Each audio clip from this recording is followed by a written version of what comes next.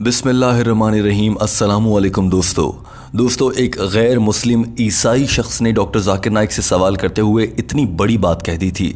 इस शख्स ने कहा था कि मुझे शक होता है कि हज़रत मोहम्मद सल्लल्लाहु अलैहि वसल्लम ने कुरान पाक से मुताल्लिक जो कुछ भी बयान फरमाया और जो उन पर वही नाजिल हुआ करती थी वो सच नहीं था, बल्कि नबी करीम सल्लल्लाहु अलैहि वसल्लम ने कुरान पाक से पहले नाजिल होने वाली आसमानी किताबों के इल्म को इस्तेमाल किया और वहाँ से उनकी नकल करके उसे कुरान मजीद का हिस्सा बना दिया था। दोस्तों, आप जानते हैं कि डॉक्टर जाकिर नाइक से इज्तिमात के दौरान ऐसे ही इल्ज़ामात पर मबनी मुश्किल सवालात किए जाते हैं। इस ईसाई ने भी ऐसा ही सवाल किया था और डॉक्टर जाकिर नाइक ने इस सवाल का इंतहाई खूबसूरती से जवाब दिया। आइए बढ़ते हैं आज की वीडियो की जानिब और आपको बताते हैं कि इस अंग्रेज़ी ज़बान में होने वाली गुफ्तगू में आखिर ऐसा क्या था। सवाल करने वाले ने बताया था कि मेरा नाम विनय कुमार है और मैं एक पेंटर हूँ। इस शख्स ने कहा था कि हज़रत मोहम्मद सल्लल्लाहु अलैहि वसल्लम पर यह इल्ज़ाम लगाया जाता है कि उन्होंने कुरान मजीद के लिए जो कुछ बताया कि यह अल्लाह की जानिब से नाजिल हुआ, दरअसल वो उन्होंने बाइबल और उससे पहले की आसमानी किताबों से नकल की है।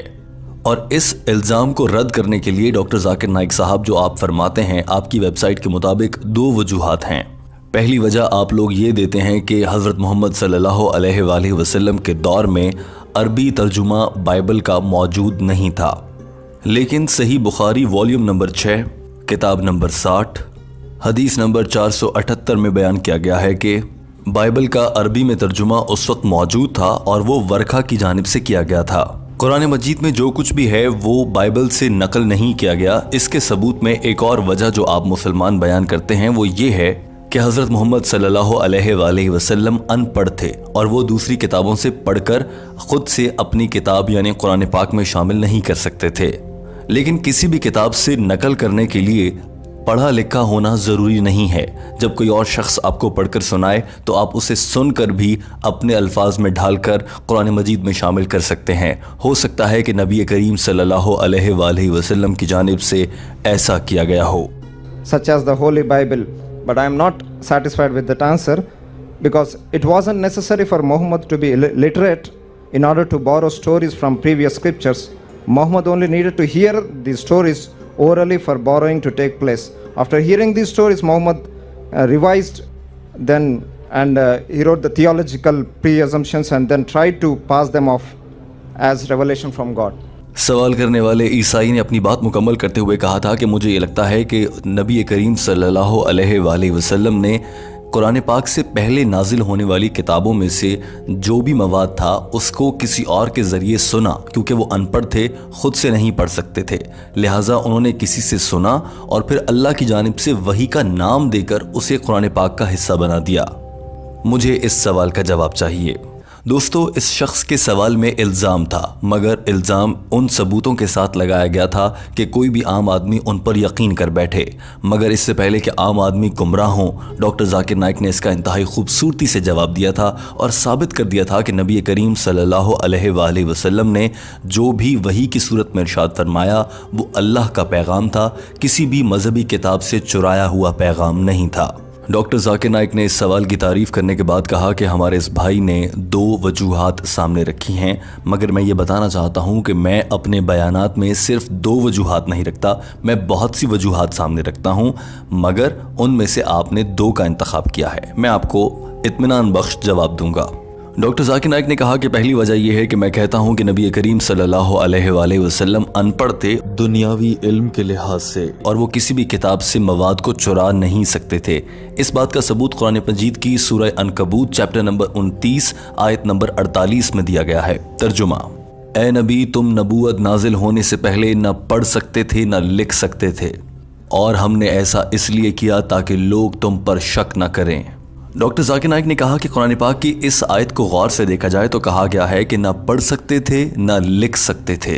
लिहाजा अगर नबी करीम सल्लल्लाहु अलैहि वसल्लम ने आपके कहने के मुताबिक, जैसे आप कह रहे हैं कि किसी और से सुनकर कुरान मजीद में लिखवा दिया या लिख दिया, तो नबी करीम तो सुन तो सकते थे दीगर इंसानों की तरह, मगर वो लिखवा तो नहीं सकते थे। कुरान पाक की आयत के मुताबिक नबी करीम सल्लल्लाहु अलैहि वसल्लम लिख भी नहीं सकते थे। लिहाजा वो ऐसा नहीं कर सकते कि किसी और आदमी से सुनकर कुरान मजीद में लिखवा देते, क्योंकि उन्हें लिखना भी नहीं आता था। اور اگر انہوں نے لکھنے میں بھی کسی سے مدد لے لی ہو تو ڈاکٹر ذاکر نائک نے کہا کہ اس صورت میں بھی ایسا کرنا بہت مشکل ہوگا، کسی نہ کسی کو رازدار رکھنا ہوگا اور ایسا کرنا مشکل تھا، لہٰذا آپ کو یہاں پر کم سے کم دلائل کی حد تک میری بات سے اتفاق کر لینا چاہیے کہ نبی کریم صلی اللہ علیہ وآلہ وسلم نہ پڑھ سکتے تھے نہ لکھ سکتے تھے، یہی وجہ تھی کہ وہ کسی اور آسمانی کتاب سے مواد نہیں چرا سکتے تھے۔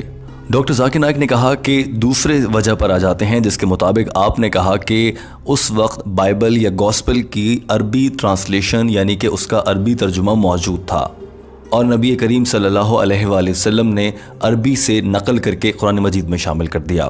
اس الزام کا بڑا واضح اور سیدھا سا جواب ہے اور آپ نے اس کے لیے حدیث صحیح بخاری کا حوالہ بھی دیا ہے اور میں اس سے اتفاق کرتا ہوں، حدیث میں بالکل ٹھیک لکھا ہے، مگر آپ نے یہاں پر یہ غلطی کر دی، اس حدیث میں یہ نہیں کہا گیا کہ گوسپل کا ورقہ کی جانب سے مکمل ترجمہ کیا گیا تھا، بلکہ یہ کہا گیا ہے کہ گوسپل کے کچھ آیات کی کچھ حصے کو ایک کتاب میں شامل کرتے ہوئے ان کا ترجمہ کیا گیا تھا، مکمل بائبل کا یا گوسپل کا تمام تر ترجمہ عربی زبان میں نہیں کیا گیا تھا، لہٰذا ورقہ کی جانب سے مکمل ترجمہ نہیں کیا گیا تھا۔ مکمل ترجمہ 10ویں ہجری میں ہوا، جو کہ قرآن مجید کے نازل ہونے کے سینکڑوں سال بعد کیا گیا اور یہ بائبل کے ترجمے کی بات ہے۔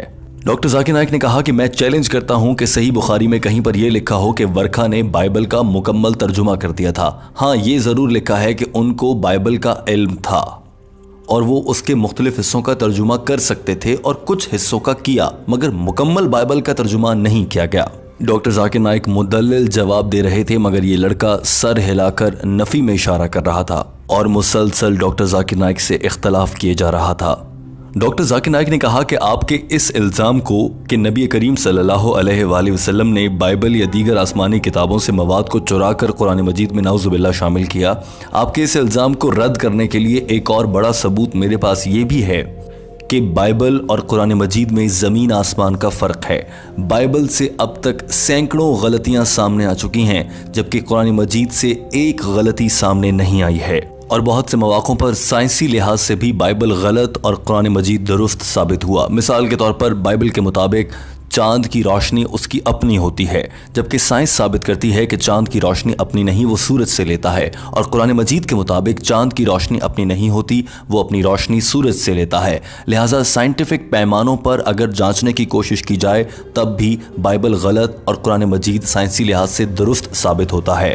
اگر نبی کریم صلی اللہ علیہ وآلہ وسلم نے یہ آیات بائبل سے چرا کر نعوذ باللہ نقل کر کے قرآن مجید میں لکھی ہوتیں تو یہ مختلف نہ ہوتیں اور قرآن پاک کا پیغام بھی وہی ہوتا جو بائبل کا ہے۔ ڈاکٹر ذاکر نائک نے کہا کہ ایسی سینکڑوں مثالیں ہیں جو میں بولتا چلا جاؤں گا۔ Earth was created on 3rd day, sun on the 4th day. I can go on and on. So do you mean to say Prophet Muhammad took this and changed it? The light of the moon is not its own light, it's a reflected light. Quran says in Surah Furqan chapter 25 verse 61. Doctor Zakir Naik نے کہا کہ اب آپ کا کیا خیال ہے، نبی کریم صلی اللہ علیہ وآلہ وسلم نے اگر بائبل سے یہ مواد لیا ہے تو قرآن مجید میں یہ آ کر مختلف کیوں ہو گیا؟ اچھا، اب آپ یہ بھی کہہ سکتے ہیں کہ انہوں نے خود سے تبدیل کر دیا، مگر وہ تو ان پڑھ تھے دنیاوی علم کے لحاظ سے، ان کے پاس سائنس کا اتنا علم کہاں سے آ گیا کہ وہ بائبل میں دی گئی غلط معلومات کو ٹھیک کر کے قرآن مجید میں لکھ دیتے؟ ان کے پاس تو یہ علم ہی نہیں تھا، تو ان کے پاس یہ علم کہاں سے آیا؟ اللہ کی جانب سے وحی کی صورت میں نازل فرمایا گیا۔ اسی لیے نبی کریم صلی اللہ علیہ وآلہ وسلم نے فرمایا تھا کہ میں جو بھی بولتا ہوں اپنی طرف سے نہیں، اللہ کا پیغام بولتا ہوں۔ ڈاکٹر ذاکر نائک مکمل طور پر اطمینان بخش جواب دے رہے تھے، مگر اچانک سے انہیں اس پوری صورتحال پر غصہ بھی آ چکا تھا، لہٰذا انہوں نے برہمی کا اظہار کرتے ہوئے کہا کہ آپ کا کیا خیال ہے، یہ بھلا کیسے ممکن ہے کہ آج سے 1400 سال پہلے کا ایک انسان سائنسی لحاظ سے سب کچھ چیزیں ٹھیک کر کر قرآن مجید میں لکھ دیتا؟ ڈاکٹر ذاکر نائک کا انداز دیکھیے۔ That even if I agree, he copied from the Bible for sake of argument and then corrected. Is it possible for a human being 1400 years back to correct all the scientific errors? Means what is wrong he corrected. It's impossible. Impossible. So this proves that it was not his work, It was the work of the Creator, Almighty God. Doctor Zakir Naik ने कहा कि ये सब कुछ करना नामुमकिन है और आपके तमाम तर इल्ज़ामात गलत हैं जिनको मैं सबूतों के साथ आपके सामने वाज़े कर चुका हूँ। नबी करीम सल्लल्लाहु अलैहि वसल्लम पर अल्लाह की जानिब से वही नाजिल हुआ करती थी और उसी को कुरान मजीद में दर्ज किया गया है जो कि पूरी दुनिया के लिए रहनुमाई का बाइस है। दोस्तों, डॉक्टर जाकिर नाइक अपना जवाब मुकम्मल कर चुके थे और इस ईसाई लड़के के चेहरे पर एक नदामत और मुस्कुराहट नजर आ रही थी और इस मौके पर पूरा हॉल डॉक्टर जाकिर नाइक की जहानत की वजह से तालियों से गूंजने लगा। दोस्तों, टीम हम कदम उम्मीद रखती है कि आपको डॉक्टर जाकिर नाइक और इस ईसाई शख्स के दरमियान होने वाली गुफ्तगू से और उसके उर्दू तर्जुमे से यकीनन बहुत कुछ सीखने को मिला होगा।